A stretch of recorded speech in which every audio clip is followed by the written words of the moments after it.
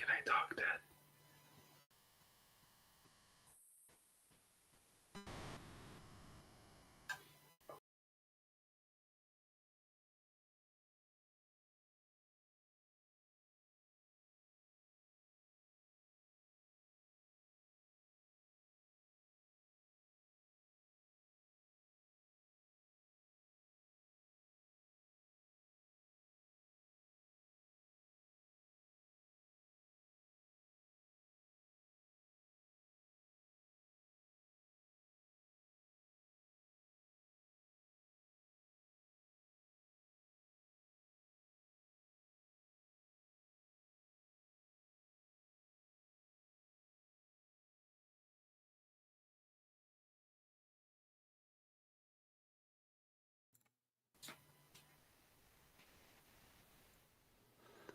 Yo, Nate, we're here.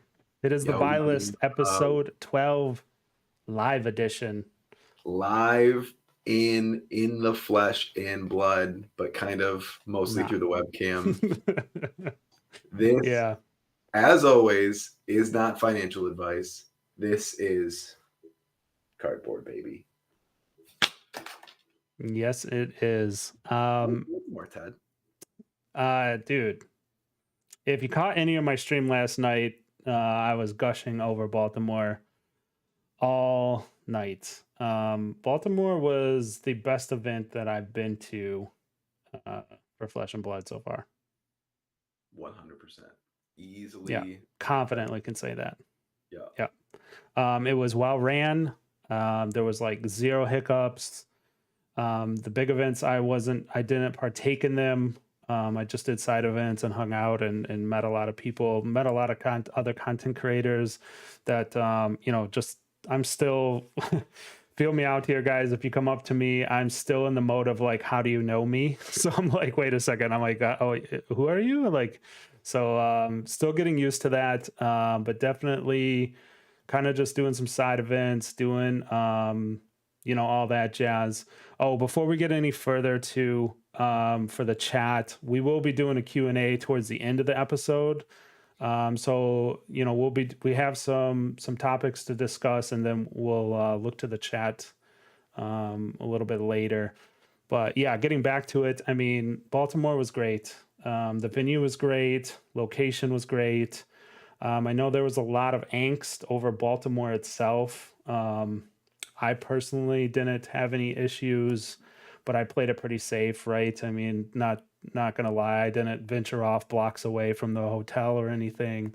Kind of just stayed put, right? So take that as a grain of salt. I mean, I didn't get stabbed. Yeah, no stabs for me either. So that's a plus. Yeah. Stabbies, always a good time. Yeah. So Nate, you actually played in the Pro Tour. How'd that go for you? Went all right. Not the results I would have liked. Ended up 8-6. Sometimes you just think your weekend. I played 1 3 of a kind day one. So 4 games, 1 3 of a kind. Yeah, that's not how it. you're gonna win games of Flesh and Blood if you're playing Lexi Livewire. I can tell you that right now. Nope. But shout out to the homies. We put together a really good list. Brody and Andrew both made top 8 with basically the same list. Put a ton of time and effort into that, and like it felt very rewarding to see them get there and just know that like, one, I suck at the game and they are kings. But like we put in the time, we put the best list we could together, and it clearly showed because Brody made top 8, Andrew made top 4, and like the king of all kings, Michael Fang, taking it home. Dude, that man is a machine. So yeah, I've got a funny story actually about that. So Michael Fang, we shout him out every week because he's easily the best human in Flesh and Blood. And I'm so excited that he won because he is like the perfect example of why Flesh and Blood is so great, because it's a very like the bulk of the community is selfless and always looking out for each other and always trying to prop each other up. So Brody Spurlock, boy wonder, came to the event. He left his Lexi deck at home because he did not want to be tempted by the Lexi Livewire. And he was going to play Oldham this weekend. And he was sitting down with Michael and he was starting to ask Michael questions. And Michael just looked at him and he said, "You cannot play Oldhim. You're not allowed. Yeah. You should not be asking these questions of me the day before the tournament. Yeah. Here's my Lexi deck." Because Michael was actually going to play Lexi. Wow. That's Michael crazy. was going to register Lexi, but he was like, "Brody, you play my Lexi deck. I will just play Oldhim and Yeah. I'll make do." And the man made do in a big ass way. Yeah. You know what, that is amazing, right? And I've I've tweeted a couple tweets out, kind of like on the way home from the airport, I believe it was, and then I kind of like woke up super early on Monday and kind of did a quick recap on Baltimore. But my first tweet was like, I would have never met Michael Fang without Flesh and Blood, and that kind of like it kind of like sunk in, right? I'm like so happy for the guy. Like he is like a dear friend of mine, and just like you said, he's like one of the nicest people I've ever met. Like truly, like I'm just not like pumping him up, right? I'm not pumping his tires or anything. It's like true. And to see him win like in the airport was like really cool. And I honestly had some regrets that I wasn't there with him, like at the event. Like I had to fly out, right? Yeah. So yeah, but I mean, that's so cool. I texted him on Discord, told him, congrats. That's super cool. So pumped to see that happen for Fang. So happy about that. And I mean, just like you could tell on the camera, right? Like Mara was like, I played her. I don't know her personally that well, but I've played against her at Worlds in a side event. She's was a true delight to play against, and fun and just engaging. So, and that's like a lot of Flesh and Blood, right? And so I'm just really happy to be part of this game, overall. Yep. Yeah, that's Absolutely. what like Baltimore like made me realize is that I'm just like super happy to be part of this game at Yeah. this time, right? So, I think yeah, and it's well documented at this point. We've been Fang Gang since like oh yeah, we OGs, okay? You guys yeah, can't like be yeah, like yeah, climbing on team Michael Fang now. Like we're OGs, like step off yeah, it. Um, but shout out to Michael Fang. So proud of you for winning the Pro Tour, buddy. yeah, Um, and like, but to like go back to like the event itself, like as soon as I walked in and I saw the map that was like in the World of Wraith style art of the venue, yeah, like I knew this event was going to be special, and yeah. it delivered in every aspect. Like they It's had set for a like vibe, dude. It's set a vibe. Like I walked in there and like I was with Joe Cologne. I was staying with him at the hotel.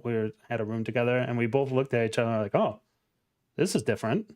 Like yeah, way different than any other event. And it was like an actual. They put thought into it. It was like it looked like Wraith, but it was like had the like artist alley in the right spots and stuff. So it was like, oh, they really thought about this. It was really cool. yeah, super cool. They had the featured match area. They had like little like rafters up and Yeah, over it it, was so it like a kind of pit felt like area. Yeah, so.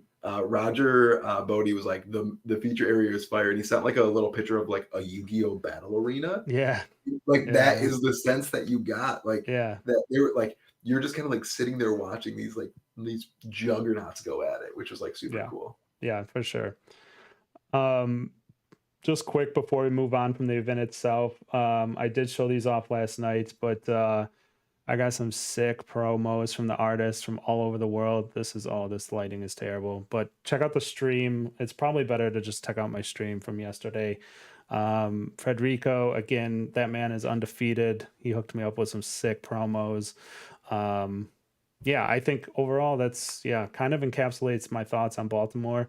I am super pumped for Worlds, man. Um, yeah, it like dude, if they top this event, like this event was cool. Like if they're really looking to top it and kind of do a redo on Worlds 1, oh man, I will be so pumped to be there. 100%. All right, Nate. You can What talk about some cardboard. Yeah, we're gonna talk about some cardboard, man. So they also kind of dropped some little bits of information here on Dust Yep. Till Dawn, eh? So we got our first look at young Vince what is it? Vincent and then young Prism. dude, look at this art, man. like so good, right? All right, hot take. Can't edit this one out, Ted. Oh boy. Not a fan of Vincent. Oh dude, what? Come on, that's sick. Dude, it's just because it's Federico art. I think it's pretty awesome. I think it's like a whole new vibe for Rune Blades. The bald head, the cloth over the eyes gives this like really it's not like monk feeling, but it's just like this oracle feeling, this like evil oracle, right? She is like given up her whole being to summon these demons or whatnot. So I mean, that's kind of what it's saying here. That's why I added this blurb in, right? So this is all we know about her so far, other than James White personally telling me when I went and met him that I was going to like Vincent, which, I mean, I'm sure that I understand that's all he could tell me. That's cool. But, you know, hopefully he's right. So her ability is to manifest dark arcana by rune gating. That's a new term. Through the dimensional rift that serves the monastery in their quest to extinguish the light of soul. So that's interesting, right? I mean, you got the dimensional rift in there. We've seen that term before in some card names. We're going to look at one of them in a little bit. So yeah, I'll be really curious to see how they wrap these blood deck cards in. I think they're going to use them. I don't think they necessarily, I don't know. I'm still on the fence about it. They kind of like, gonna be honest, they threw me for a little bit of a loop here with Chain. I thought, man, I was full in, dude. I was full in that Chain was coming back. And then once they showed off Prism, I was like, there's gotta be a Chain. So it kind of hurt me a little bit that they said he's still in the realm of the living legends, but he'll make his return in the trilogy, the final act, I'm sure. Maybe. I will say this is like the young Vincent. I actually don't like a lot of the young hero art. I think it's like, yeah, I think a lot of the young hero art is a little like underdeveloped, and I think that might be like part of like the young hero aesthetic too. But like, it's not like they're like full form where they like look super like baller. That's a pretty valid point, Nate. I didn't even think about that. I think this is like maybe the most badass young art we've got for a Runeblade yet, to be honest. It's Visceride does not look great, to be honest. Chain is like a little punk bitch. I mean, come on, let's call it. I mean, his young art's kind of like meh. Let's be honest. And Levia, she's not a Runeblade, but Shadow, you know, she's just eating a bunny or something, right? So it's like, maybe the power up will be even better to the adult side for sure. That's what I'm hoping. I also hope like this young Prism art, like, please don't go like any more like wafu than this. Like, I don't want those like I don't want those creepy people in my game. Don't come at me. Yeah. Like, I played Dragon Ball Super and like I was uncomfortable a lot when I was playing against people and they slap their like big titty playmat down. And I'm like, I don't like this is weird.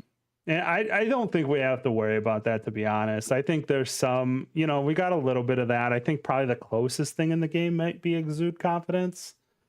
I don't see Prism getting anywhere near Exude Confidence or any of the assassin cards. Let me correct that. There is a handful of assassin cards that are getting they're tastefully done. Let's put it that way. It's just like don't go like too like Weiss Schwartz on us, please. No, they definitely won't, man. Prism will. I mean, she's this gonna. This is as close as I ever want to get with this. Yeah, she's the Awakener of Soul, man. But yeah, that's the second little tidbit I wanted to put in here, right? So obviously the cold foil exclusive, but the last line item there was they did confirm that there's an adult version, Prism the Awakener of Souls. So Prism is coming back for this set.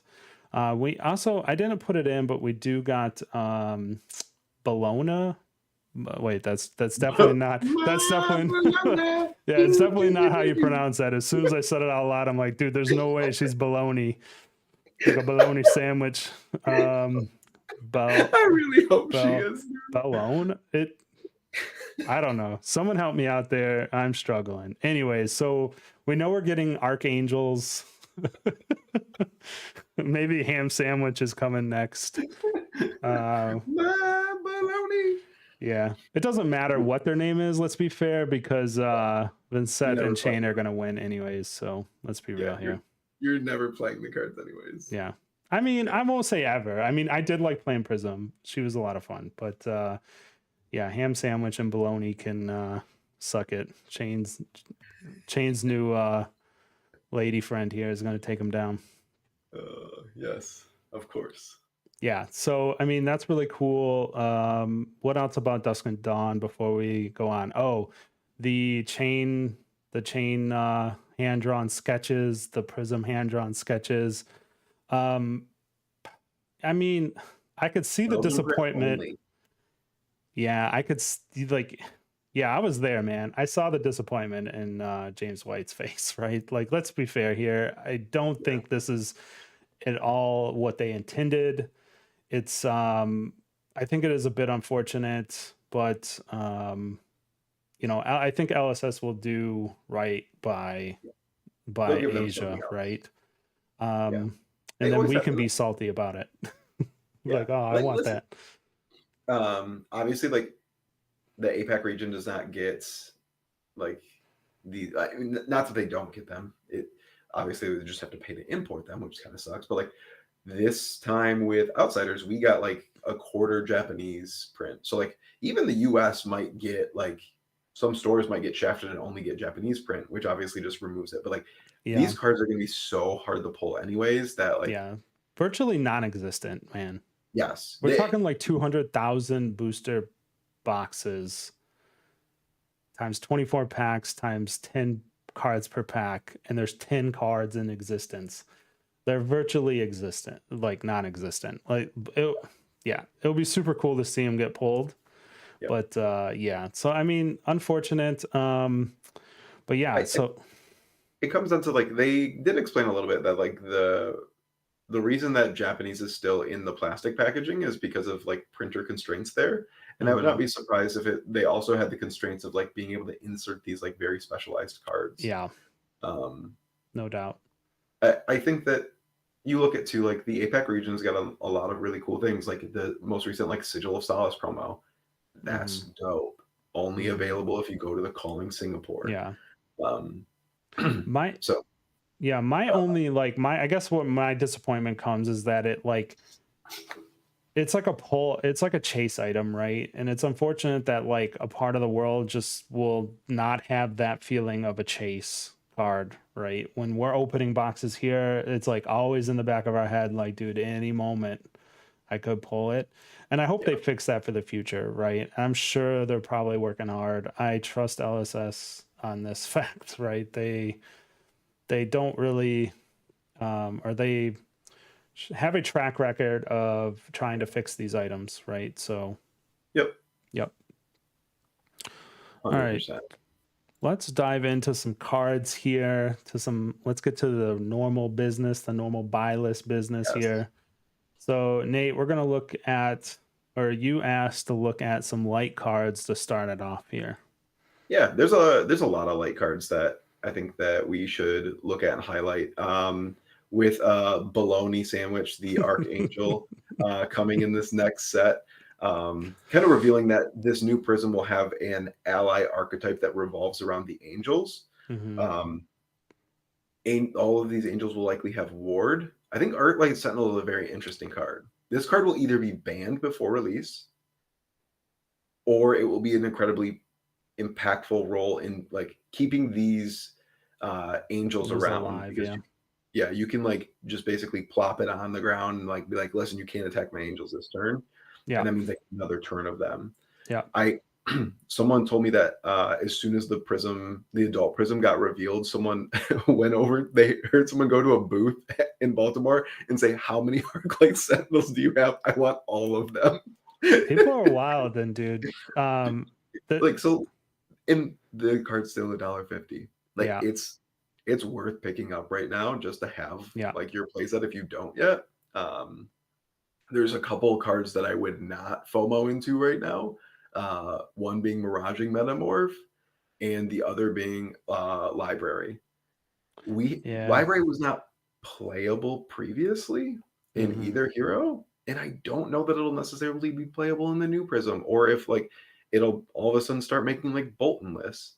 Yeah. Uh, Yeah, it I agree with you. I think Miraging Metamorph right now, and we talked about it a little bit on our reveal before or our reveal. What are we talking? What am I talking about? I'm having a stroke. Excuse me.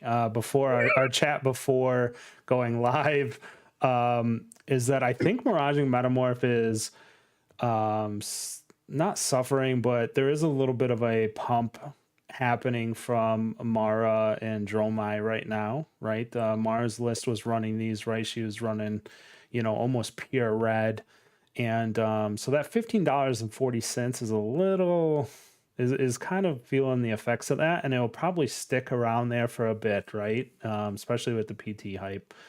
yeah, So yeah, I mean, if you don't, yeah, this is one you just where I guess I would say don't run out and buy right away. yeah. Um, the other interesting thing about the light cards too, and maybe it doesn't pertain specifically to these cards, but uh, the ally that they spoiled. See me trying to avoid saying her name again. My Bologna. Is a light ally. She is not an light illusionist ally. She's a light ally. Bolton So Gang. Bolton might be able to throw this down and have a whole army behind him. Fun thing to note if you didn't notice that already. I guess I guess that covers the two there. But then we still got Soul Shield here. Nate, what's your thoughts on Soul Shield right at this moment? It's a generic light card that's probably one of the better defense reactions in the game. Like it's just Yep. great value. The card going in Soul, like in a lot of these decks, really turns on their engine. And like with my Bologna, the ham sandwich angel coming to attack, you need to banish a card from Soul. Soul Shield accomplishes this. Yep. Um, so this is definitely something that like it, it is one of those going to go in a lot of deck cards that will carry a hefty price tag. It's not going to Hmm. go down anytime soon. Yeah. Um, and back onto like the Dromai train, I may have said some things prior to the PT. Um, listen, I'll admit I'm wrong. I ain't scared of no ghosts. Yeah. Um, like Dromai showed up, put up numbers. Good job, Dromai. Proud of you. Um, Two in the top so eight. Not bad. yeah, Props to sure, yeah, Mara. Props to Mara yeah, for piloting. Like I know we kind of like I said, we pumped up Fang's tires quite a bit. To start the episode, but not to backpedal a little bit. Mara piloted that deck expertly. yeah, Best my player in the world. I think that might not be, that's a title that you can easily give her. Very good showing by her. And like you said, good on Dromai for showing up. Two like completely different lists of Dromai in the top eight, which is really cool to see. I think that is like one of the cool things of Flesh and Blood. Like, yeah, the hero kind of gives you a starting point, but you can kind of just do what you want, right? And that's been shown over just not Dromai, right? A lot of heroes have these different axes that they can go on, and you can kind of play different styles, right? Which is, I think, a huge plus of this game. Really cool yeah, stuff. yeah, 100%. Okay. Let's switch over to some shadow cards. Kind of surprised that these three cards didn't really get a bump. I know we could scroll through TCG Player for an hour looking at cards that got massive bumps from Dusk Till Dawn, right? There's a lot of them out there, guys. But these three here, I just picked the Majestics from Monarch, Shadow Runeblade, right?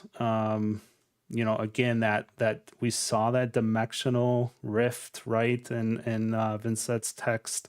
Maybe they are looking to use these cards, especially Crossroads. I think the interesting thing about Crossroads is that when Seeds wasn't banned, this card was actually a juggernaut. And I think the game was much smaller. The meta around chain, again, talking about how heroes can have two different axes. Chain was very much like that in the beginning. I was there from, I started pretty early on chain, and the chain I played was much different than the chain I played against at local events. And just to quickly summarize, a lot of chains were seeds, like stacking seeds and then hitting you with like 2 or 3 rift binds that were just massive damage. That's why you saw snag come into popularity. The chain that I ran most of the time was less greedy, I guess. I mean, I don't know how to explain it better than that. Simpler than that is just less greedy. And it didn't really stack. I never tried to stack a rift binds up to like 10 plus damage, right? It was always, hey, if I can get like 6 out of this guy, we're slamming it in, we're going on. And what that allowed was Dimensional Crossroads. Like, I was having a terrible time into Fatigue Bravo. Actually, Static's probably in the chat right now. He was a Bravo Fatigue guy, and our games were very close a lot of the times, right? It was like, did I get Ursa? Did I stack properly? Until I started slotting in Crossroads. And then all of a sudden, Crossroads was putting in the work. So, this card, I think, could, Seeds is legal again, guys. Like, NCC, Seeds is back. So, like, she's going to be able to play Seeds. Dimensional Crossroads doing that ping of damage. We saw, Zach Bunn on Viserai and the Calling do really well on Viserai. I think that, at a very high level, it's people don't have a lot of Null Rune right now, especially with Icelander going kind of down. And he kind of feasted on that a bit, right? Lexi doesn't have too much Null Rune, can't afford to bring in Null Rune because she needs her equipment. She needs snaps, she needs bracers. It's on her gloves, Ted. Oh, well, anyways, I mean, go ahead, pay for it, Lexi. Go ahead. I dare you to. I ain't paying for shit. You're gonna be dead. I'm hoping, yeah. That's like, so, but that adds up. We've all, if you played this game long enough, you kind of live in that reality of like, well, shoot, should I have paid for that rune, that arcane or not? And it's always this hyperbolic thing where, yeah, maybe sometimes you should have, sometimes you shouldn't have, right? But I think being able to ping, and maybe her hero ability plays around that, which I think could be really cool. The next one here, Invert Existence. Invert Existence. Crazy card. This card was like pretty cool, right? It's an instant, so you can play it in reaction. You can play it in like reaction, not in the, what am I trying to say? Like when your opponent does something, you can play it and like do something back to them. One of the coolest effects of this card, it's not really pertinent right now so much, but Rattlebones targets a card. Nate and I did check before going live. Codex does not target a card, unfortunately, so you can't zap the card that they targeted. So like on Rattlebones, when they target a card, you can play this in response and banish the card they target, and Rattlebones fizzles. It's busted. But I mean, you could just remove Codex targets with this card, right? You can just say Endless Arrow and Codex, throw it in the banish. Now you have one less Codex target the game, right? And in doing to Arcane, again, as you just mentioned, Nate, you like as a Lexi player, you ain't gonna pay for that Arcane, right? Especially when it's in a packet of 2. You ain't paying for one of that and taking one. You're just taking the 2, right? So I think this card's really cool. We'll be happy to play it again. I'm sure it will find its way into the first versions or maybe even the last versions of Inset. 100%. I think it's like that and like Shadow, which like they're just 2 really good blue cards. The ability to kill your opponent on your opponent's turn and is usually like LSS has literally designed the game around this by like reducing usually reducing the life total of heroes that have this ability. That's a valid point. Riptide 38 health because he sucks and because he can kill people on their turn. Icelander and Kano. It like the further you can extend into your opponent and kill them on their own turn, like the lower your life total goes. So like Kano's at 30 and can kill you from 30. Yeah. Uh, Yeah. and like Icelander can kill you usually from like 10 or 11 out. Riptide's got to get you down into like 2, 3 range Yeah. before you're dead. But like Yeah. Moonblades have not really suffered that symptom because of this card. So it's kind of an interesting look. Oh man, you know what? I actually didn't even think about that, right? And I've done this like multiple times.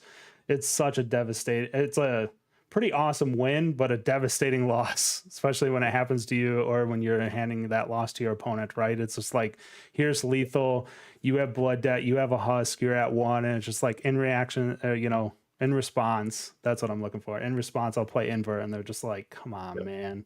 Or like the chain mirrors were just nuts. It was just like, play invert, hope you don't have it. I had it one time where the opponent played an Art of War trying to draw into his invert. I was like, oh God, here we go. Please no, not like this. So yeah, I mean, I never thought about it as like the reach, like you just had mentioned, right? Where wizards can deal damage to you on your turn. It's a pretty rare card, I guess, now to think about it. It was so I played in the Battle Hardened, and I played against the chain in the Battle Hardened. I was playing Icelander, and I ended up losing the game. But it was very scary when I was down on low life, and I basically just had to block my whole hand every turn and hope like they just like had like a Garbo hand. Yeah. And they're like, before you draw up 1 second, and they drew the hand. I'm like, oh God, please don't draw invert. Please don't draw invert, because I can't do anything. I'm out of Yeah. cards. You just, yeah. I'm just deceased. Yeah. Cool card, rare card. Now that I think about it, now that we talk about it. So yeah, I mean, at 61 cents, if you want to play Vincent, pick 3 of these up right now. I mean, it's not going to go to like $10. It's definitely not going to I don't think it will ever be as expensive as the cards we just looked at on the light side, 10, $15. I don't think it was ever that expensive when Chain was like in his heyday, maybe $5, but 60 cents versus $5, it makes a difference. It definitely, like, looking at some of these cards, like, because they're Shadow Rune Blade as well, it does definitely cap the upside because it's going to be basically hero locked. Yeah. At least for a time. So yeah, until the LL format rolls out, this is basically going to be a single hero card. So you might as well treat it like a specialization in terms of like looking at where the ceiling of this card value could be. Yeah, for sure. And then the last one here, Shadow of Ursa. If you've been a longtime watcher of this channel, again, you notice that I tend to go towards Runeblade Shadow cards. And we've talked about this card already. Just a reminder to everyone, this is a blue block 3 that has conditional go again. And the conditions are pretty favorable if you're playing Blood Debt out of Banish. So at 50 cents, man, I don't, if she interacts with Blood Debt at all, this is a 3 of. Like, I don't understand. I don't know in what world this would not be a 3 of in her deck. So I have some like rampant speculations about like what her oh her boy, hero Nate, here we go. The rune gating kind of makes me feel like she might be doing like some stuff like off the top of the deck. I don't think they can design her in a way that like is like relatively close to the same way as Chain, because functionally having an 8-card hand is like breaking the core tenets of the game, which Chain did, and this is why he is with our Lord and Savior in with J Dubs in the Living Legend format, right? Truth Serum, and James White drink some Truth Serum, and the reason why Chain is not in Dust Till Dawn is because they haven't figured out how to make him not broken but feel like Chain still.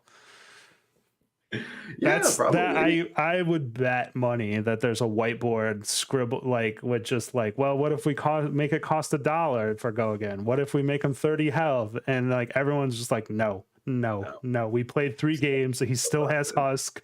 What are you guys thinking about? We'll have to push this to the last part of the trilogy. So before they like made it so you couldn't play young heroes in Classic Constructed anymore, Daniel Rutkowski, homie, shout out to Danny, like literally wanted to play Young Chain at an event. Yeah. He was like testing it, like not ironically at all, because Seeds was back. He's like, you can just play Seeds. You got Husk. It's like 26 health. That's enough to kill someone, right? He wasn't wrong.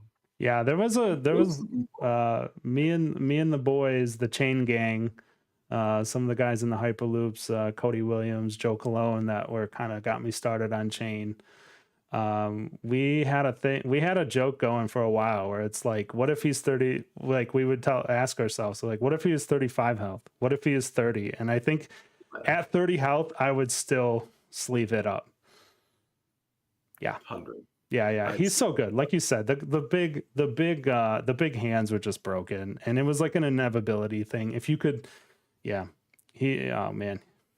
So yeah, I think that like she might have something to do like with banishing off the top of the deck and then being able to play. I think that they probably want the blood debt mechanic to be something that's like iconic to Shadow, where you can play cards from your banish.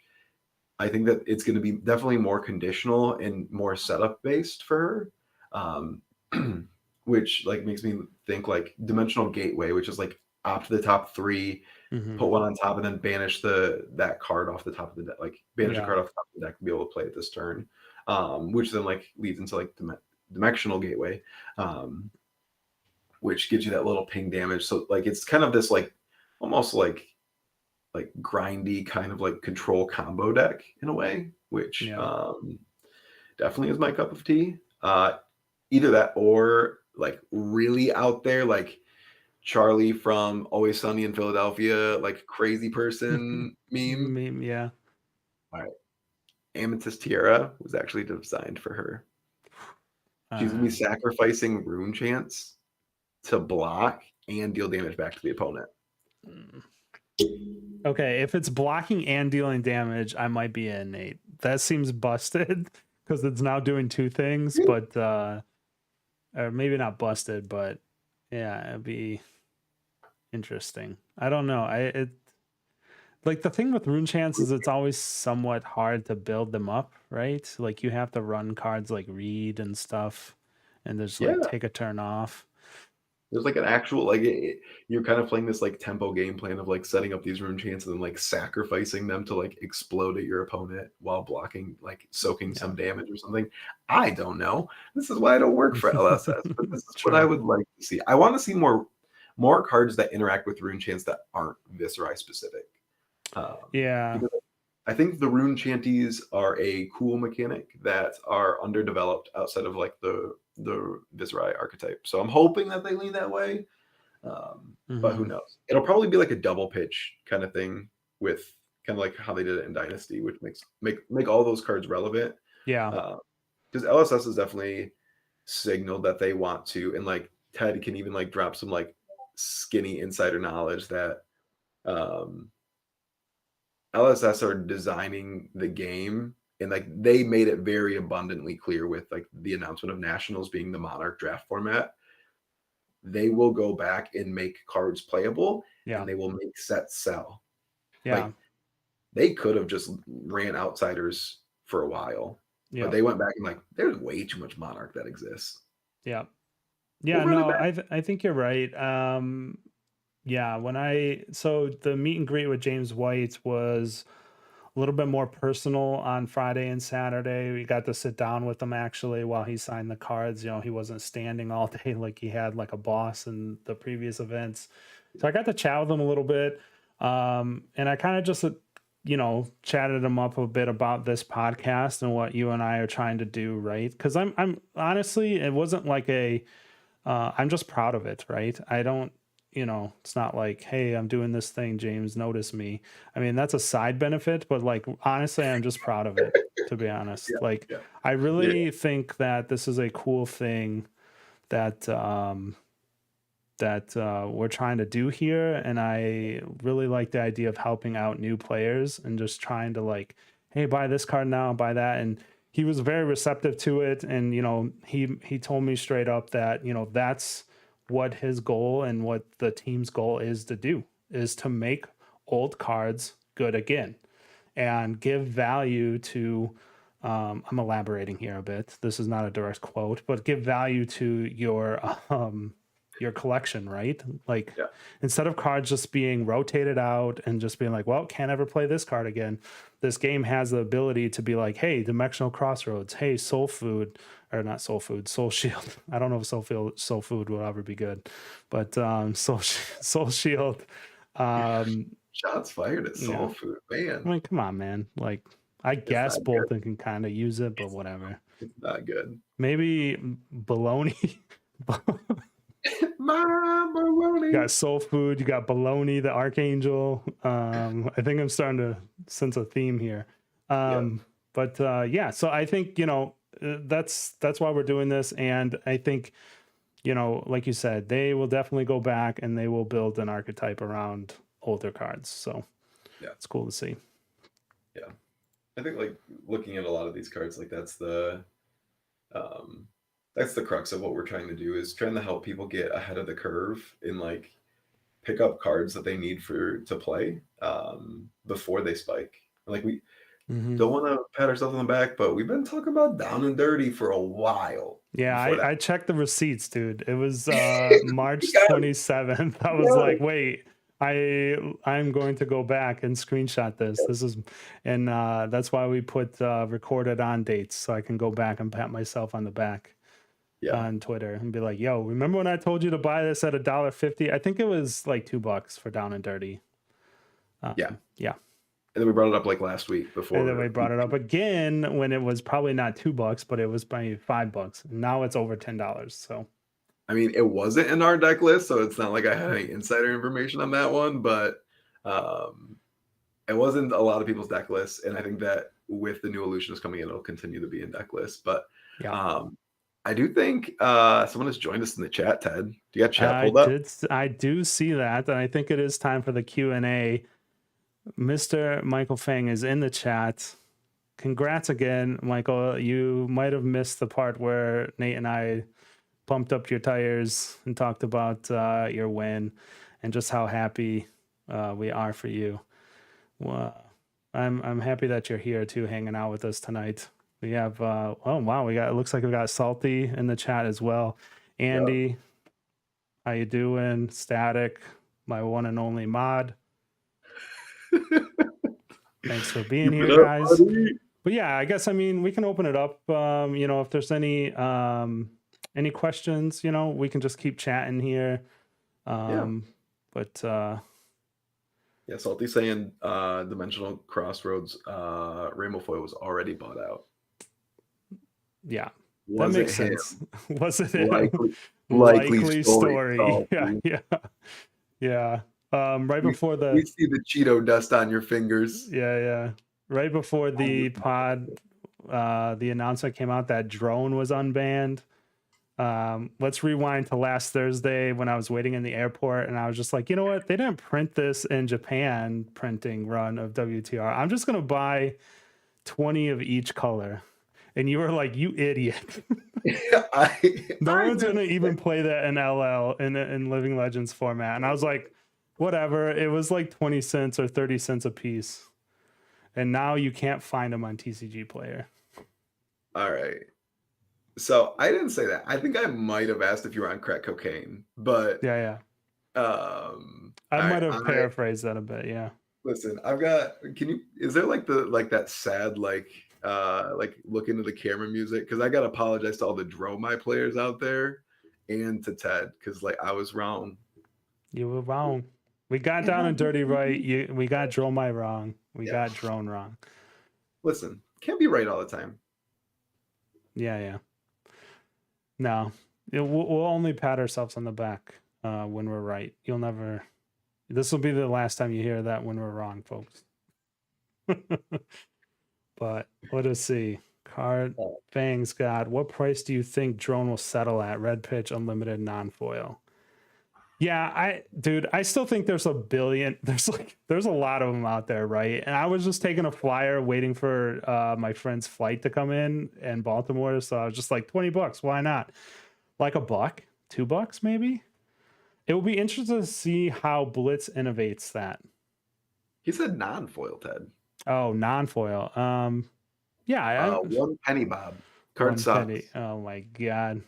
Card Nate's still sucks. on it. Michael knows. Michael's setting me up. I Like, gotta no, pump my own stocks, Nate. Come on now.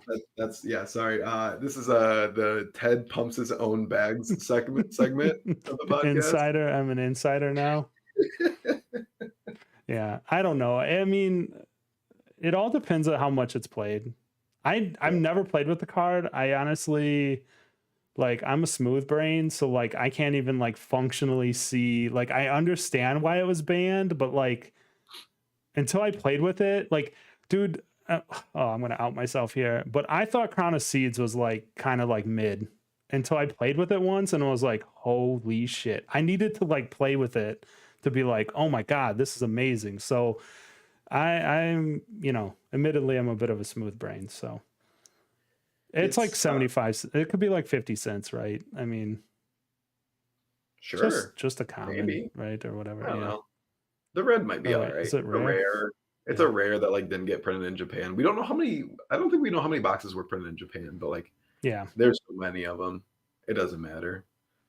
I think like the rainbow foils in the first heads are like maybe kind of interesting, but Mm-hmm. um.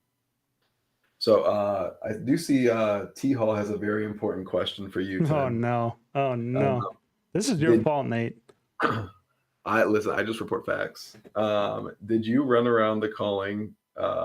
Did you run around calling people peasants like a Chad, or did you restrain yourself for unsleeved cards?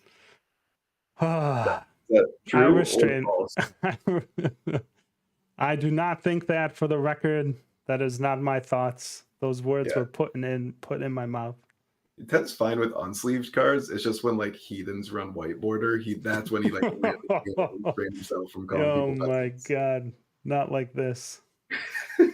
Oh, it's never What's gonna fun? end. What's funny is like I actually ran white border cards in my Lexi deck this weekend specifically to try to trigger some people. My Snapdragon scalers were white border, mostly because Ted sniped the cold foils that I could have bought. Oh Uh, yeah. so Hey man, there was cold foils at the event. They were $600. You could have bought them. I know I bought at the event. Where is it? Where's my loot pile? 1 second. Things that happen at the convention center don't actually happen, Nate. Just don't check your balances after you get home. You're fine. Dude, that's so true. So I bought a cold foil tech plating that I already lost in like the mound of garbage on my desk.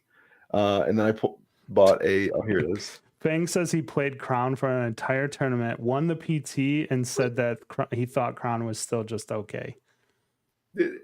Michael Fang. You just didn't. You wanted Tomotai to melt it, didn't you? Ooh. Oh yeah. Speaking of that, look at this. This is the homie. Call back to Michael Yes. Fang again. Again, Michael Fang trucking this around for me. What a dude. All right, let's see. We got any other questions here? Oh, Andy is asking about why are we apologizing to Joe My players. Pretty sure I might have edited it out, but Nate was pretty high on Joe Mai's not a real deck. Oh, I'm not like listen. Mara did finish second, and like props on her for taking a deck that ran 4 blues to an event. Dude, that was insane. I was actually Michael was telling me when she was playing against Rothamel. She's like, you know how many blues she's running? And I wasn't even paying attention, right? And he's like 0, and I was like, she's running what? 0. So Rotham okay. So the night before we were talking about it, and we're like, this is free, right?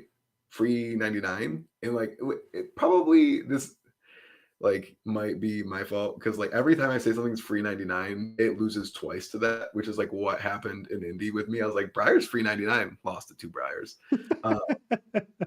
Ruffalo runs 3 Arctic incarcerations, which basically says Droma, you don't play the game because you have all You reds. just sit there and watch me play now for a couple turns.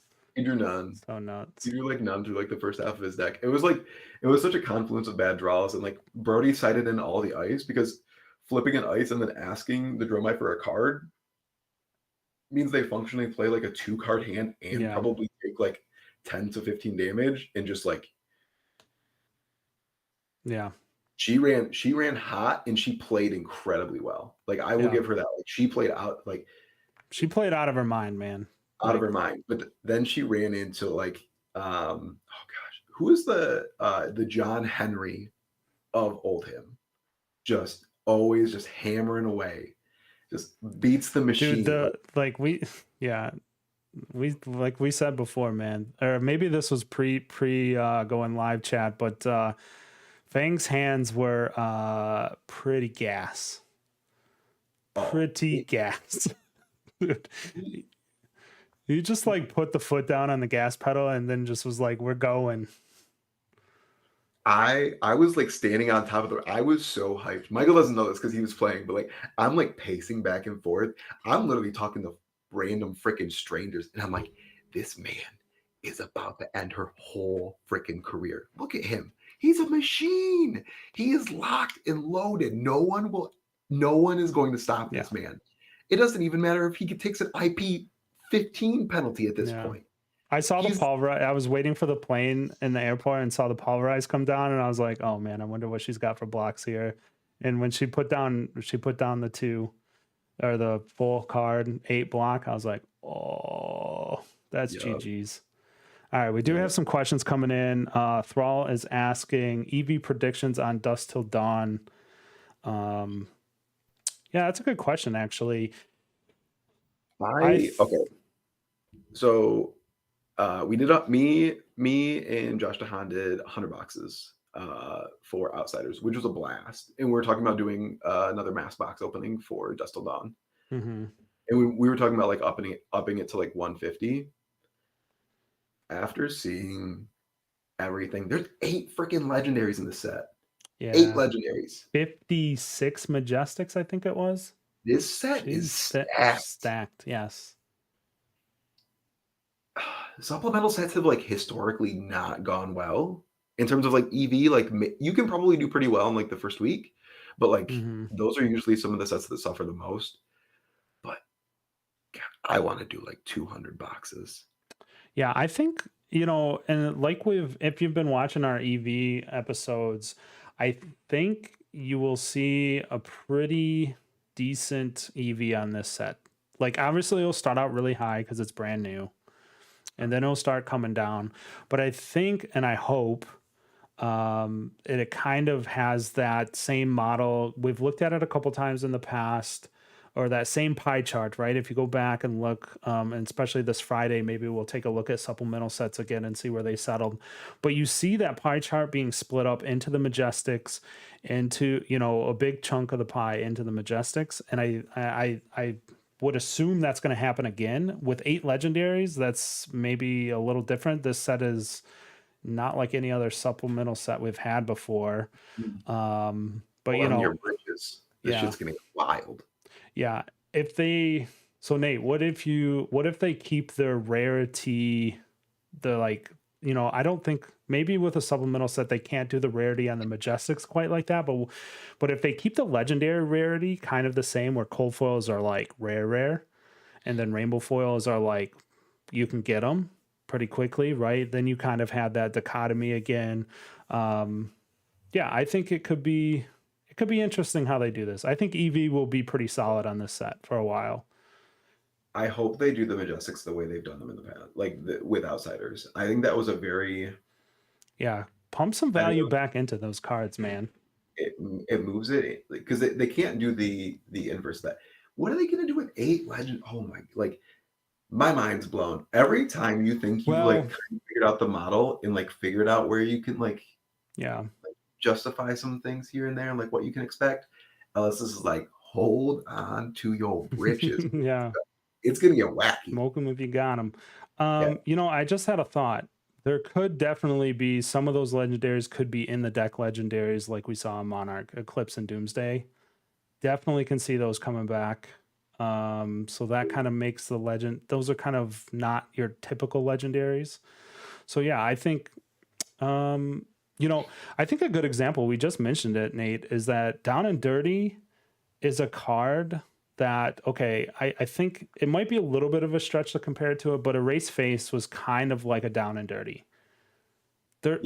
So where it has a very like in the right meta, it does things that you want, and it's a it's a Yep. six, it's a popper, it does all this stuff, has good text, but like a race face never got to like a race face is like pretty cheap, right? They were very expensive to start, obviously, but then they've come down and they've just stayed down. Like the new way they've done Majestics now, down and dirty is now $12, and it will probably stay around $7 to $8. So like, let's keep pumping some value into the Majestics, right? So you don't feel just awful opening like $1 Majestics. Yeah. When I'm you on open board for like that. yeah, when you open like one box and it's like, I opened the 6 worst Majestics in the set, and I have a total of 4 nickels. Yeah, yeah, Like it's rough, man. it's Yeah. real feels bad. I think that one of the cards too to kind of be on the lookout for is definitely Erase Face. No one's playing it right now, but it could definitely come back in the favor with Dust Till Dawn because we're going back. It's out of favor now because we've gone into like a a non-talented set, but now that we're going back to Light and Shadow, um, Li- Light is definitely going to care about keywords, either Light or like Angel. Yeah. These things will definitely matter. So like if you can turn off these text boxes for that, Hmm. could be very impactful. Yeah, for sure.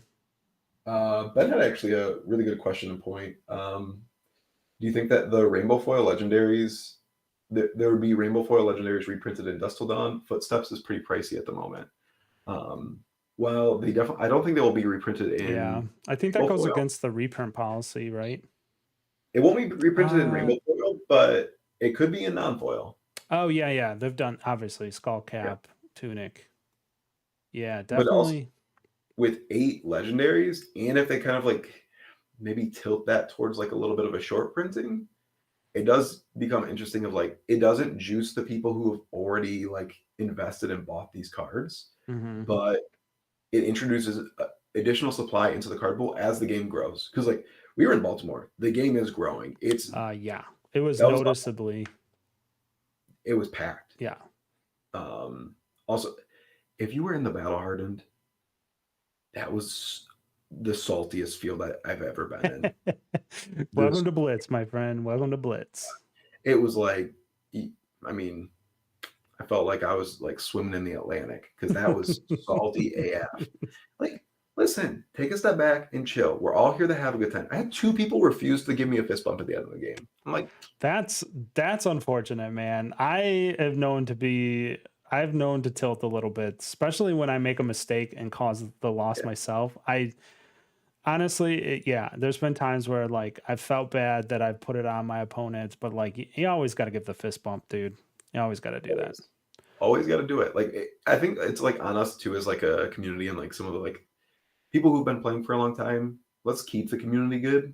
So like, Yeah, encourage the people who suck to go suck somewhere else. And like, but like encourage people to like, yeah, like even if they lose and if they're a good sport about it, like give them a pat on the back, be like, hey, you know what, yeah, you were cool about it. Thanks for not being an a-hole. yeah. Thrall's got another good question here, Nate. Do Everfest boxes spike because of Dust Till Dawn or remain flat? First edition, not unlimited. Well, that's a thing we don't want to talk about ever. Is unlimited Everfest. Let's put that away Yeah, and just hope that never happens. But I mean, jokes aside, yeah, jokes aside,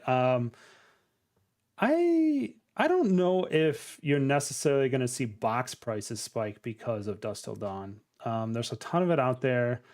I contend, on my streams every Tuesday, I have converted to going back. I went back in time a bit and I do drafts of Everfest. Because that set still has value, right? We just saw Mirage and Metamorph, $15. The Runeblade cards are just like juice in there, man. You want Runic Reclamation, you want Swarming Gloom Veils. I don't think that converts to box prices though, unfortunately.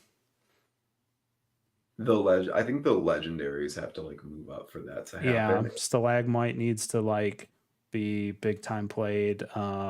PVE and like potions being playable is what moves Everfest. I don't Yeah. think the Majestics do, because Yeah. the Majestics, when they move up in price, just result in like some more being open. But there's a lot. Like if you want an Everfest case, if you want an You Everfest, can go out your front door and trip on one. It's just in your front lawn right now, and like you just don't know it. Like you will fall over a box of Everfest in your front lawn.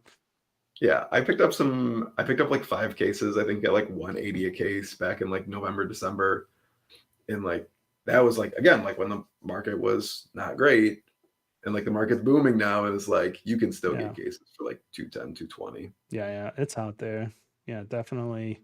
So yeah, I don't think it would take a lot for it to translate. I think Yeah, the cold foil potions kind of drag that set down and kind of like hold it there. And I mean a Mhm. little bit, right? Because it's just like It's just like cold foil commons, right? Like they're actually better than the cold foil potions are actually better than cold foil commons, which is kind of like what yeah, replaced it. Like most of the sets, the cold foil commons are virtually dude, unplayable. last night my Everfest box was juice. Oh I my did see god. that. That was Dude, the cold insane. foil, the silver palms, the cold foil Bravo. potion of luck was sick, and then the Starvo. It was like, damn, now that's a nice box. You had a rain raisins and a battering And bolt. yes, very good value. Still contend Uh, battering bolt bad. yeah, but yeah, What are what are you you gonna gonna do? do? People So down. you guys are starting to see how much I edit out of these episodes every week because Nate and I will just continue to talk forever. But that's okay. You're still here. We can keep going. Let's Listen, see. I've been actually like relatively tame. Like I haven't insulted anyone yet. Yeah. I haven't really like dropped too many F bombs. Like Ted was actually a little concerned that I would not behave Yeah, I myself. told Nate he couldn't drink. The last episode, he had some drinks beforehand. There was heavy editing, folks. Heavy editing. Yes, yes, yes. I got some like con crud coming back, so like um I was not drinking tonight anyways, but it would trust me everyone, next time we do it live, it'll be more fun. I'll drink beforehand. Oh God, no, no, can't. I don't know if we can go there. But yeah, I'm just searching through here. If there's any more questions, guys, yeah, we're just hanging out. But yeah, I mean, Nate, I think. Yeah, oh, here it is. Salty's saying that I doubt they will have reprints because of the amount of Manu boxes. Yeah, I think so. I think the fact that they can put out Manu boxes for a pre-release and then also have it for Nats around the world kind of shows you how much Manu is out in the wild. And that's not even we're joking here, but that's not a slight on LSS, right? I never really got to draft Monu or Mon when it came out, right? We were still kind of in the height of COVID. There were like stores around this area were not doing in-person events. Yep. I remember going to a store, mask on, just grabbing the promos and then being like, here's your packs, get out. Right. So Yep. the positive thing is that I contend that Monarch drafting is not ass. I love drafting Monarch. I like it. We've done it a couple times to move Yep. boxes off of shelves here in the last month in my local area at a couple different stores. And you know what? I find it kind of interesting, and it feels like there's something in there, right? Where like I always compare it back to Uprising. I mean, Uprising kind of fell flat very quickly, right? Like once you drafted it a handful of times, you kind of got the gist. You just don't go Icelander because two other people are going to be like, hey, this is open. I saw a cold snap. And so I'm going to jump into Icelander now and then just cut you both ways. And then you're like, well, I guess I'm Yep. dead. And Yep. then you're like, I should have just played Fi with the other 5 Fis in this pool. Yeah, it's I really like Monarch draft. I think WTR draft is like obviously goated. Yeah. It's hard to beat. But Mon is up there. Hot take. I think Outsiders draft actually not great. Oh, I like Uprising draft more. what? Well, I mean, yeah, I'm gonna Yeah, I'll take a back seat on this because I've only done it, at a higher level, right? I've done Uprising at Nats last year. That was weird though, man. It was my Uprising drafts were awkward at Nats. So like at a professional level, I've only done Uprising a couple times. Obviously, I haven't done any like high comp, even a Road to Nats draft or anything yet. So Uh, I've been liking it, but I mean, I think you're very actually like heavily rewarded for forcing an outsiders draft, mm, which is like not super intuitive, but it actually turns out to be true. Shout out to the homie Michael Fang. Um, just I literally not drafted outsiders at all, and we were going into like a team draft, and I was like, "What the hell am I supposed to do? I'm not drafted yet. Like, I just teach me, please, master." And he was like, "Just force Katsu." I was like, yeah. "What?" He's like, "Yeah, just force like you find the best card in the pack for any class, and then make sure that that class has no other good cards in the pack, and then you just force that class. And typically, it's Katsu." And like sure enough, like first pack was like red surging strike and like yellow head jab, and I was like, Uh-oh. we in there. And I Fang? drafted the most insane Katsu deck in 3-0. It was basically like a blitz Katsu deck. It was cracked. And I was Fang like, says you're giving away all his secrets in chat, by the way. oh, did he? Oh, Are we not sorry, supposed to thing. be saying this? Is this Oh no, Wolfpack secret tech? Oh my god. the secret tech. You're getting kicked out. Oh no, I'm already kicked out. Damn it. You're off the website already, bro. Sorry. It's like, but you're like even if like you force like Ranger, you're heavily rewarded for doing it if you take like if there's like a blue arrow and a red arrow, and then you just take the best Ranger card out of every pack for like the first 10 picks. Every one of the pools gonna be like, these are all garbage. Why would I play Ranger? And then there's gonna be like two Timmys eating crayons like in the far corner of the draft table from you, like, I'll play Ranger with my blue arrows. Wee! And then you get screwed anyways. But it's Yeah. just I'd rather play Uprising. You can read the signals better, you can sense signals better. Yeah, I This think Fang put it right here. Lesson is don't be afraid to force. I think that's what you're trying to say, but you're saying it more more abrasively. yeah. You're calling people crayon eaters again. Yeah, this is the part that Ted normally has to edit out is when I call Yeah. people crayon eaters. Yeah, yes. But yeah, I mean, yeah, I'm trying to think of like, I'm super interested in this Saturday's episode, Nate. It's been 2 weeks since we looked at TCG Player. A lot has happened. So I'm curious to see where these boxes lie. Spoiler alert, Tales of Aria is still dead. Like real dead. Oh, that poor set. I don't think we've showed it on an episode for a while, but like the EV of that set, oh no. It's so bad, dude. Yeah, they can't wait for the 14th I would expansion. not be Dawn to Aria, where they have to go back and they have to please make buy an entire season of Tales Unlimited yeah. Draft. Yeah, no kidding. I think the last time I looked, like Tails Unlimited box EV was like $52 or something, dude. Ooh, I would not be surprised if it went down. That ain't great, Bob. No, man. Sting of Sorcery, remember that was a card? honest question. Does anyone remember? Yes. Unban Ball Lightning. You LSS, you want to pump Tails? Unban Ball Lightning. Let's go. Oh my god, dude. Hey, That James, card can't be unbanned, man. so one of my goals this trip also was to meet James White. And I wanted to do that through top 8ing the PT. Didn't, because I'm a scrub. Yeah. But actually leaving when we were waiting for our airport, the Uber to the airport, he was actually standing outside the hotel. So I did get to shake his hand and say, hey, James, my name's Nathan. Thank you so much for making a great game. This is a great event. And then I just kind of like left him in peace because like he probably wants to talk to 0 people right now. But I'm not going to not shoot my shot. You couldn't have added in, hey, I'm Nathan from the buy list. Listen. I just wanted to like Just whoop, and whoop. kidding. I just want to shake his hand and say thank you. That's all. I didn't want to get it. I didn't want to No, make you it did the right thing, complicated.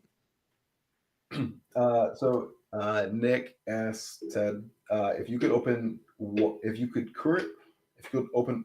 Oh my gosh! If you could open one currently available case of Fab, what would it be and why? Oh, one. I mean, I think it's like you can't just say alpha, right? Because that's just like pure money, right? Currently available. Oh, currently available. Okay. So Like currently you mean like available will be like something that you could easily get. yes, I You know, usually get like at or around map, not map, but like MSRP, I guess. dude, I think my call is Everfest still. I think it's Everfest. You Does have Bond the most shots at like $10 Majestics with Everfest right now. does Bond first count? Yeah, I think you like if you can buy it from like Card Shop Live, right? I think you still can. It's still out there, I do Bond first. dude. It was I it was it like listen, it I don't know if it's like, hey, I gotta go back to this set that just utterly juiced me. Um, but man, do I love Monarch. I opened a case of Unlimited Monarch at the event on Saturday, Nate. 0 legendaries. Not That ain't even a it. Doomsday, dude. So That ain't yeah, it. I ain't That about was opening bring me. Monarch right now. So I think it's still Everfest for me. Yep. Yeah, I think Everfest just has it's just the most fun. I think second place would be Uprising. Find some dragons. Dragons are fun to hit. Crown of Providence. Yeah. I think Shuko's isn't like like Flamescale Furnace is like a nice hit. Shuko's is like, yeah, it's like $50 rainbow foil, but if you hit the cold foil, it's pretty nice. And yeah. then third would be Outsiders. Outsiders is wonky though. Shit, man, you can just like end up with 3 legendaries or none. It's like, I'd rather open outsiders than uprising hot take. Outsiders over Uprising. Yeah, Mhm. I the like outsiders. Majestics are, dude. The Actually, Majestics are just yeah, so bad. Like I had a battle last night of Uprising, dude, and like it was sad. It was like, oh, you got a semblance. That's worth 5 cents. That's it's how I so know when a set is hard to open is when I do a battle. Some of my not Patreons. I do have Patreons, but like some of my followers, supporters are like, let's do a battle, and and I'm all excited because it's a fun thing to do. And then we open like Liquefy, and I'm like this doesn't even count as a battle. It's like 10 cents. You guys open 2 10-cent Majestics. I feel so bad. make your schmeckles fight, kids. See who wins. The thing with Outsiders is it's not like high drama because you're not like, there's not a like dragon to find or something.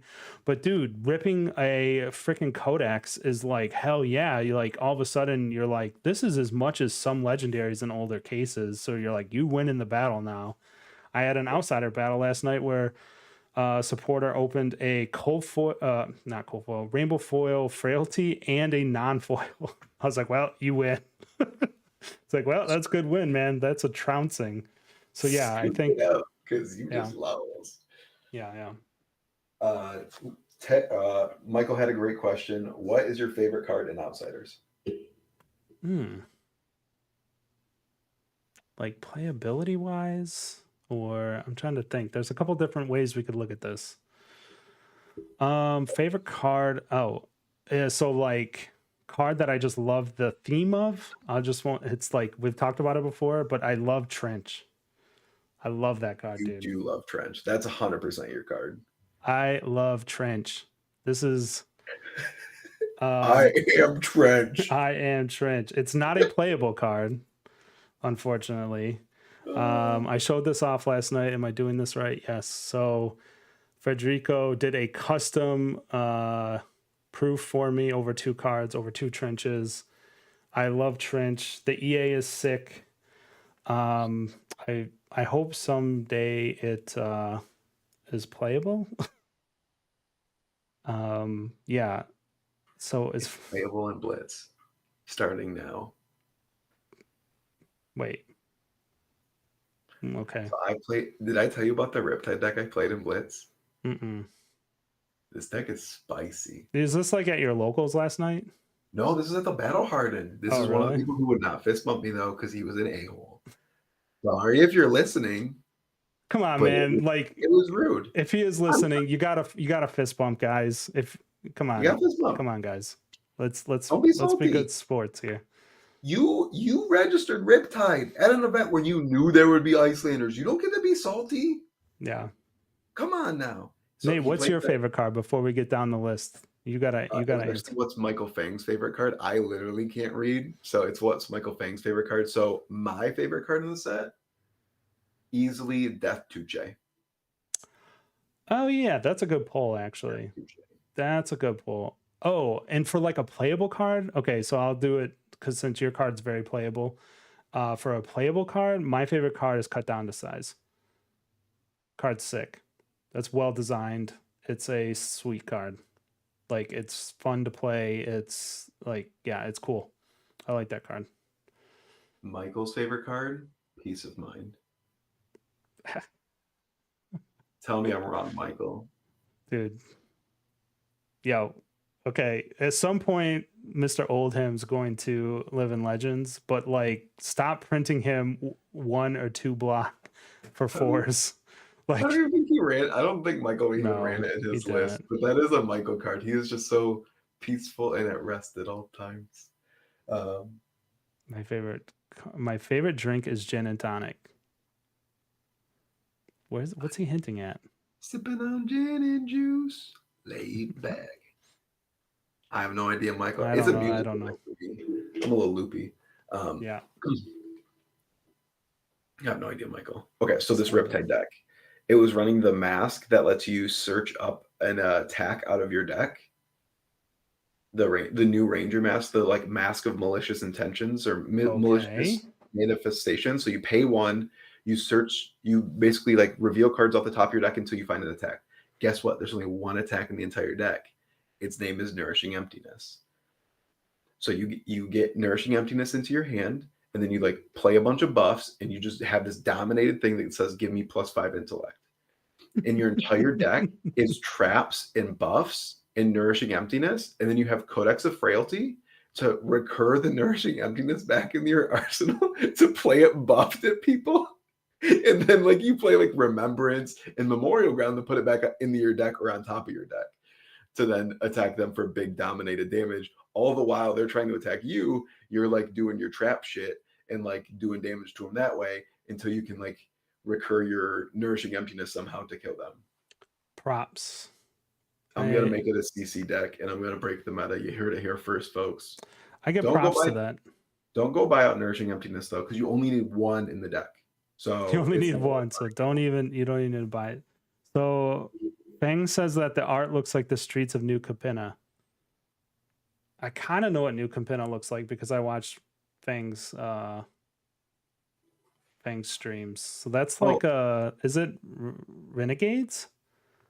No. Oh, Freewheeling Renegades? Yeah, wasn't New Capenna like piratey, futuristic-y? Hey Michael, did you mean to send me this card too? You sent this to me. This is what the live streams devolved into, is a personal chat between Nate and Fang. Michael Listen. Oh man, this is fun. Mech Warrior looking card. All right, I gotta pull up Kawagama. Okay. Yeah, you're gonna have to search through it. Oh, it's Give and Take. Oh yeah, Give and Take is a sick card. Dude. We've already talked about that card a couple weeks ago, and I think that card's sick. I like the mechanics. I didn't even talk about that in the Vincent section. That card's gonna be busted if Vincent cares about the top of the deck. Just saying. Yeah, and you're basing this all off of Dimensional Gateway, huh? I'm basing. Listen. We're going deep in the tank. This is the audience isn't typically only Ted has to endure my like crazy whiteboard conspiracy theories. So welcome everyone to my brain. But like Give and Take. Right here first. Give and Take is sick. Yep. I think the card's already busted. Yes, I think Credit is it's already good. very good. Yeah. I like it with like a nimblism. That's sick. It's like, yeah, you want to take 6 or give me some cards back? Yes. Yeah, Nate. I guess yeah, that Yep. might do it. Yeah, I think it does. I'm Think really tired. I've got yeah. con crud, so I want to go to bed. But this was a blast. I Yes, this was a love lot of doing fun. We this. probably should sprinkle one of these in a month, I think. Hell yeah, we should. A live stream because this is Next a lot of time, fun. yeah, next time 17 we viewers, bring man. We had a peak of like 20 I saw. So that's great. for real? Yeah, dude. Thank you everyone for coming out and supporting the stream. Let's I go. appreciate it. Yeah, hell yeah. Thanks everybody for watching, Yes, please leave a hanging like, out, please asking subscribe. questions. Yeah. We also Nate's we hit 500 subscribers last week and I hit 500 followers on Twitter, so it's been a good week. Yeah. Yeah, it's been awesome. We got to meet James White. Yeah, that was cool. Yeah, we did. He signed some stuff for me. He signed some stuff for you. Yeah, Ted, homie, got me my cold foil Crown of Providence signed because he's a homie. Took it to value 0. I'm never selling it. Yeah, I know. I will never get rid of my Crown of Providence either. Oh, also, this is to all the people out there who get their stuff signed and then immediately try to sell it. Y'all are taking James White's time. Yeah. Like, don't just try to get the shit signed to try to like yeet it out the window. Just yeet it out the window. Yeah, my favorite thing that I have signed by him is still my Soul Reaping. My non-foil unlimited edition Soul Reaping. Go like if you want to sell stuff for extra money, go have the artist sign shit. Like James White takes time to like sit and talk with people, and it is so cool to be part of a game that like the creator of the game wants to like sit down and actually have genuine conversations with these people. And then you see these people like take his time, take his signature, and then try to yeet it out the window like it's a used. The positive thing, Nate, is I don't think censor myself. Yeah, I think so. I mentioned it a little bit earlier, but the positive thing is I guess for maybe people watching that are looking to go to events in the future, is that they did change the format this time around. So there was limited spots. It was 2 hours long, and he had a handler, and that handler was strict. I'll put it that way, strict. I think he rubbed a couple people the wrong way. I talked to some folks during the convention, and they kind of were like, oh, they had some opinions about him. But Joe was my homie, and I understood his job. And his job, he literally told me, he's like, my job is to make sure James doesn't stay up here all day signing stuff, because he will. And I'm like, yeah, I was at Worlds, man. He did it all day for 3 days straight. That's too much to ask. He's a human, you know. Yep. So like it was cool. But yeah, so yeah, I agree with you, Nate. Don't flipping that kind of stuff is like, especially James's signature, right? Because he literally just wants to talk to you and get like, you know, understand like where you're coming from, how do you get into the game, things like that. So but yeah, I will be keeping all my stuff from James. Same. Except wait, hold on. Before we leave. Except for this. We're an hour and a half this away. before you leave today. Before we leave today, I gotta pump this up, man. I'm giving away this is a first edition Twinning Blade that I'll be giving away next stream, signed by James White. I opened the pack in front of him. Do I still get the enter and giveaways, Ted? I always win those. Yeah, I don't think so, man. Sorry, that feels. I don't know how to explain that one if you want it. That's fine. Like, it's fine. It's fine. All right, guys. Yeah. See, we debated some people on leaving early and then kept talking. This time's for real. God damn. See, this is what I'm telling you, man. People into leaving early, and then we announced a giveaway. Okay, so we're not very good at this. All right. We are professionals. Okay. Yeah. We do this. Yeah. Okay. So Yeah, everybody, thank you for showing up. Thanks for hanging out. Thanks for the questions. Yep. Thanks for the likes, the subscriptions, the engagement. It all means a lot. Check me out on Twitter. Saturday, we'll have the EV episode out. Next Tuesday will be my stream as always. And then Wednesday, we'll get back into the normal flow of things. We'll have an episode out. And yeah, join my Discord. Thanks, Static. And we'll see you guys later. Thanks, everybody. Shout Peace. out to the homie Michael Fang. Are we still live?